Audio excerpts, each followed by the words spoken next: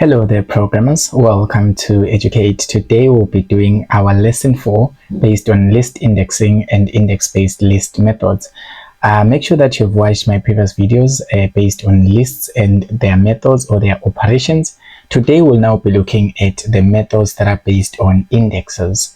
But before we get there, we need to understand what is an index of a list. When we are referring to an index, what are we actually talking about? Okay, so let's say that I'm going to have a list here. I'm going to just name it list, and then this list must have square brackets, of course, and then I'm going to put certain elements. In this case, I'm going to put numbers in it. So I've got 2, I've got 3, I've got 5, I've got 6 and 9. So we're having these items inside the list. Remember, we call these items, we call them items, or we call them elements of a list. So here we are trying to say that all of these items, which is 2, 3, 4, 5, 6, and 9, they are items or they are elements that are stored in this list, which is list. So now when we are talking about the indexing of a list, we want to try and access each and every one of these elements. So we must know the position of these elements in the list. For example, you can say that the first element here, which is 2, it is in the first position of the list. You can say 3 is in the second position, 5 is in the third position, 6 is in the fourth position, and 9 is in the fifth position. So basically you can be able to just say the position in a vague way, but now we want to try and make the computer to recognize the position using this Python programming language. So first of all, when we are referring to the position of a list, in Python terms, we use the term index. So basically, when we are talking about a list in Python, we use indexes to describe the position. All right. So let's say I've got this list here. I'm sure you guys can all see this name list here. And then this name list has got how many items in it? 4 items in it. The first item is written Philani. The second one is written Sizwe. The third one is written Vuyani. The fourth one is written Thembinkosi. So these are the 4 items, or these are the 4 elements of the list, which has got the name list. Okay, so the name of this list is name list. So basically name list is storing all of these 4 items in it, but now each and every item stored in a list is stored at a particular position, or it is stored in a specific position in memory of the computer. Okay, so basically the index can be treated as a position that the program uses to access each item in an array. Okay, remember, just an array is just a list. It's just a dynamic, a list is a dynamic array, but we are still going to define an array later on. But you guys should just have an idea that each and every element or each and every item that is found inside the list has got a specific position. So those positions are represented by indices. So we use an index. Okay, so the first element that appears in a list, we give it the index 0. Okay, so for example, this Philani, in the list, Philani is the first element. So we say that the index of this element is 0. The second element, which is Sizwe, in this case, it is going to be given an index 1. And then the third element, which is Vuyani, is going to get the index 2. And then the last element, which is Thembinkosi, is going to be the index 3. So these indices, they kind of describe the position, or they kind of tell the program, or they kind of tell the computer where to access a certain element. Okay, so how can I try to access all of these elements from this list using the index? Okay, so now using the index, I can do the following. Let's just go back to this list of mine, which is list, consisting of numbers in it, 5 numbers in it. So now I know that all of the list is having all of these 5 numbers, but I just want to access only one of them. How can I make the program to print only one item in the entire list? Or how can I access one item in a list of many items? All right. So if I say list for list, this is the list, that's the name of my list variable, and then I'm going to put the square bracket, and I'm going to write the index. Let's say, for example, I want to access the element 2 or the item 2.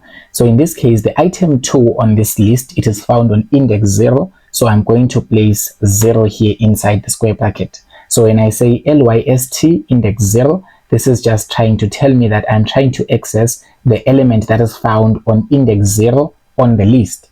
In this case, my list is having 2 on index 0. So index 0 is the first position, guys. So when we name or when we number our indices, we start from 0.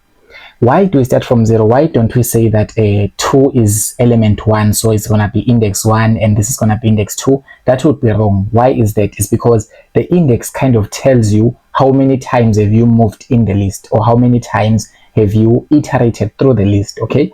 So for example, if we just go back to our graphic here, if I'm here on this first element, which is Philani, I didn't move at all. This is the first element of my list, so I'm going to say this is index 0.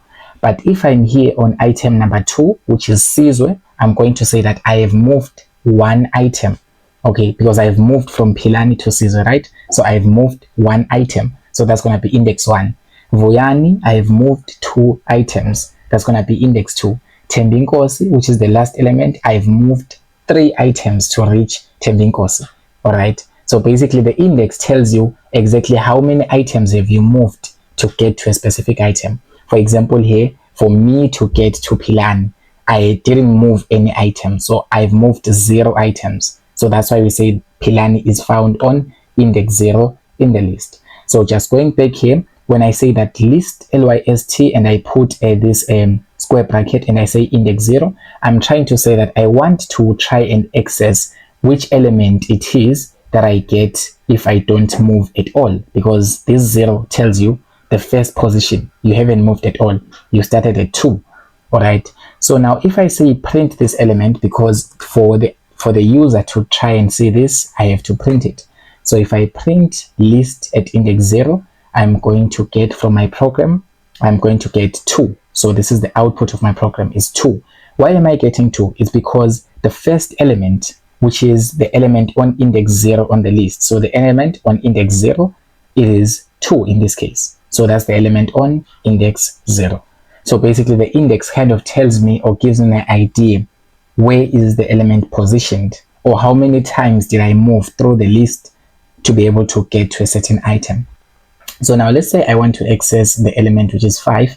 To access the element 5, what do? I can just say I want to say list on this list. I want to access the element 5.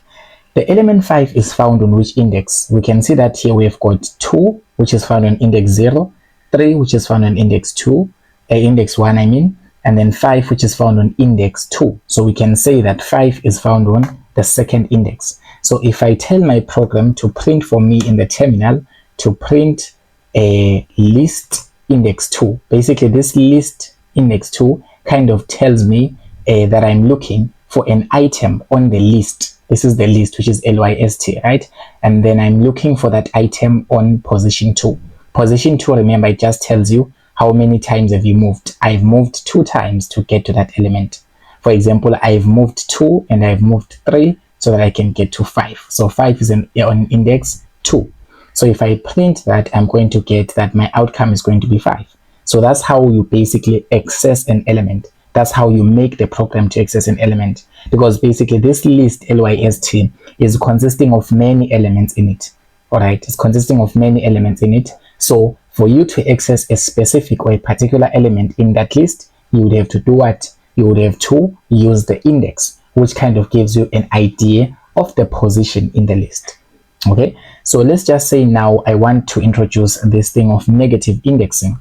Okay, let's talk about negative indexing. Okay, so first of all, the first type of indexing that we're doing, this was positive indexing. So this was known as positive indexing.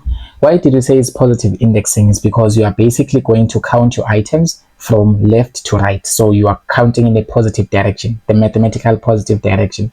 So when we start, I'm sure here in our list, for us to name or to give the indexes, we start from the leftmost element, the one that is found on the left. We start with 2. We say that's index 0. This is index 1. This is index 2. This is index 3. This is index 4. So basically, we are traversing, or we are moving through this list from left to right, or our positions, as we are naming our positions. For example, in this diagram, we say that our positions, we are naming them from left to right. In this case, from 0, 1, 2, 3. So that's how we say it's positive indexing. But you can also name, or you can also count your items in the opposite direction. That's why we call it negative indexing. So basically, when you count in the opposite direction or in the negative direction, you can just say, let's create a list here. Let me just call it a list X. So list X, I'm going to give it elements, which are going to be string items, of course. The string items that I'm going to put here is just going to be Sanele, and then the second one is going to be Zinhle. The third one is going to be Kia, and then the fourth one is going to be Tshepo. Okay, so here we have it. So list X here is another list that I've created right now that is consisting of 4 elements in it. The elements here, or the items here, are the string items, because we're having a string Sanele, the string Zinhle, Kia, as well as Tshepo. So having these string elements in this list X, instead of counting from left to right, we can count from right to left. Okay, so we, instead of counting from Sanele and say that Sanele is on index 0, and Zinhle is on index 1, Kia is on index 2, and then Tshepo is on index 3. Instead of using that convention, we can just count from the last element, which is Tshepo in this case. So here, if we count from Tshepo, we would say that Tshepo is on index -1. Okay, so our indexes, they start from -1. So -1 is referring to the last element. So if I come here and just say, let me print on list X, I want to print the following. Okay, say on list X.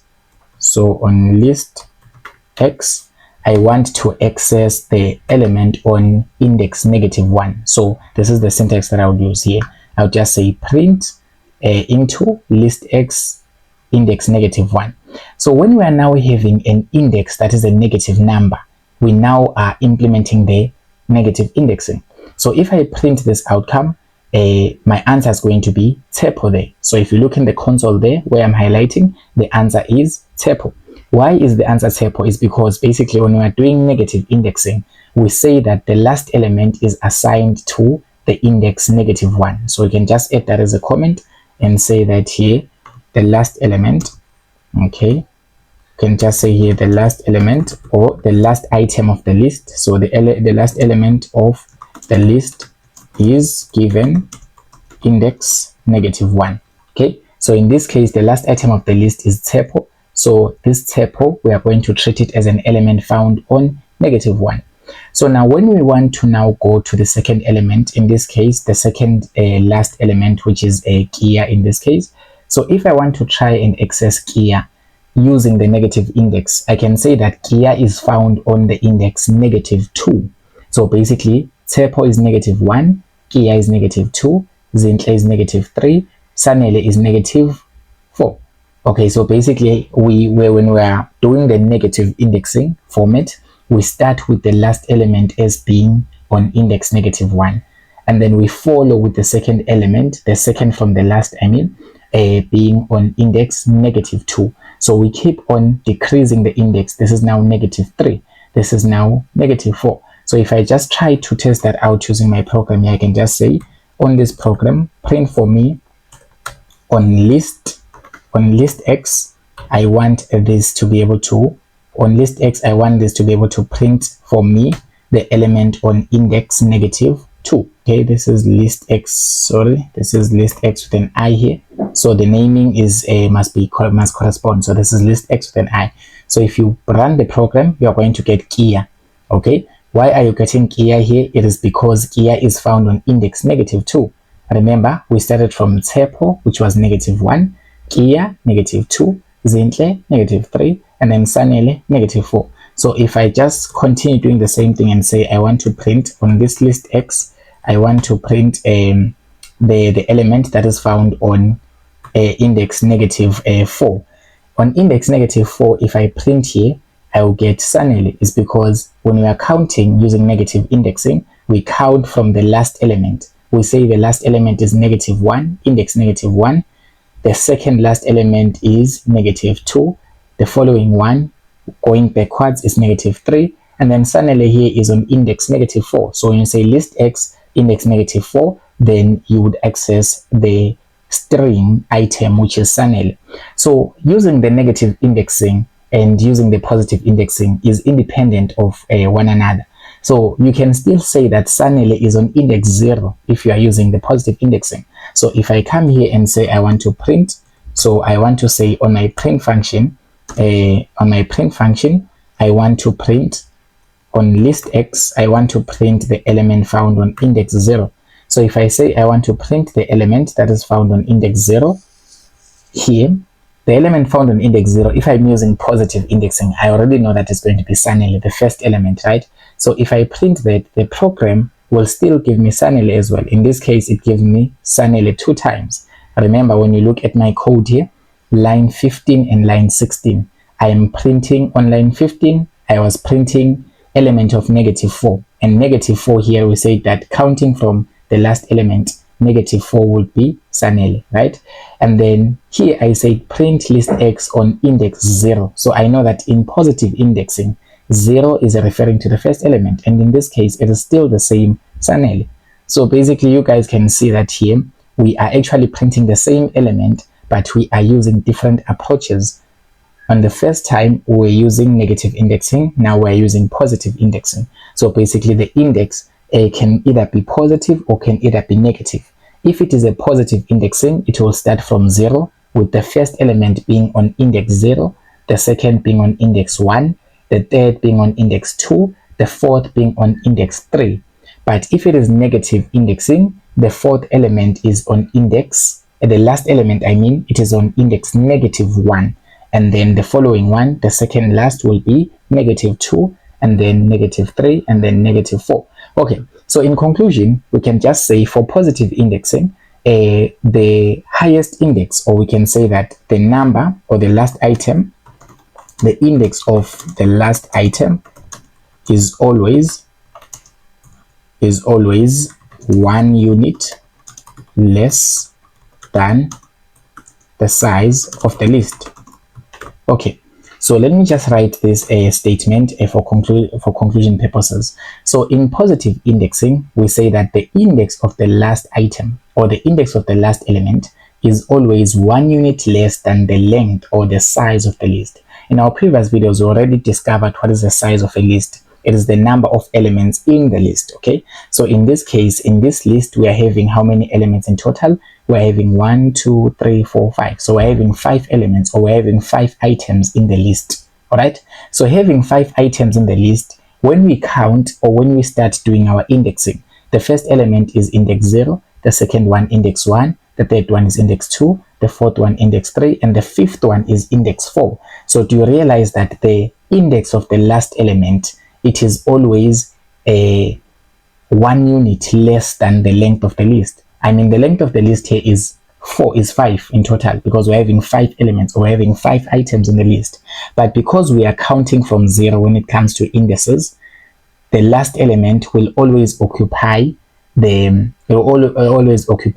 an index that will be 1 unit less than the length of the list. Okay, so for example here, the length of the list, if we say length of the list, if we try to print the length of the list here, if you try to print the length of the list using this program, okay, if you try to print the length of the list and you run the program, you are going to find out that it's going to be 5 here. That's the first line that I'm running here. So the length of the list is 5. Okay, it is because there are 5 items in the list. 5 items in the list. So let's look at the last item. The last item is not on position 5, guys. It is on position 4, because the index is always 1 unit less than the length of that list. So the index of the last element, which is 9 here, it will occupy index 4. I mean, if you start from 0, this will be like 0, this will be 1, this will be 2, this will be 3, this will be 4. Those are the indices. So the last item's index is always a unit less than the length of the list. Okay, so it's always a unit less than the length of the list. So thank you so much for watching this video. Don't forget to subscribe to the channel. Stay tuned for our next video when we do the methods that are associated with the indexing of a list.